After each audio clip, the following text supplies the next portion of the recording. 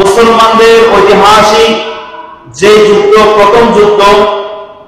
ইসলামে সংগঠিত হয়েছে দ্বিতীয় হিজরি সনে, আল্লাহ রাসূল সাল্লাল্লাহু আলাইহি ওয়াসাল্লাম মক্কা মুআজ্জম থেকে হিজরত করে যখন মদিনায় মুনাওয়ারা আসছেন, প্রথম বছর থেকে শুরু করে আসার পর থেকে শুরু করে রাসূল করিম সাল্লাল্লাহু আলাইহি ওয়াসাল্লাম শেষ অবধি থাকা পর্যন্ত ইহুদি নাসরা কাফের মুশরিকদের ষড়যন্ত্র লেগেছিল। তারা বিভিন্ন রকম কৌশল দিয়েছে, রাসূলের ইজ্জতে মানহানিতে মানে আঘাত করার চেষ্টা করেছে এবং মক্কা থেকে মদিনায় হিজরত করার কারণে মক্কাবাসীদের চরম হীনমন্যতা, হিংসাত্মক মনোভাব ছিল করে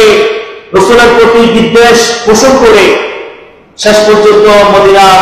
ইহুদিদের ষড়যন্ত্র সহ এমন একটা পরিস্থিতি সৃষ্টি হয়েছে যে পরিস্থিতিতে আল্লাহ পাক রব্বুল আলামিন মুসলমানদের নির্দেশ দিয়েছেন যুদ্ধ করার জন্য, আত্মরক্ষা করার জন্য। দ্বিতীয় হিজরি সনে এই রমজানের 17 তারিখ 313 জন মুজাহিদ নিয়ে, আনসার মুহাজির সাহাবা কেরাম নিয়ে, অল্প সংখ্যক তরবারি ডাল নিয়ে, কারো কাছে ভালো একটা তরবারি ছিল না, সামান্য দা ভাঙা তরবারি, ভাঙা ছুরি, পুরাতন জঙ্গলা ছুরি এবং পুরাতন আপনার ঢাল এবং খেজুর গাছের রাখি সহ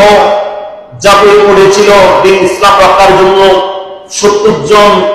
মুজাহিদ, 70 জন আনসার মুহাজিরদের রক্তের বিনিময়ে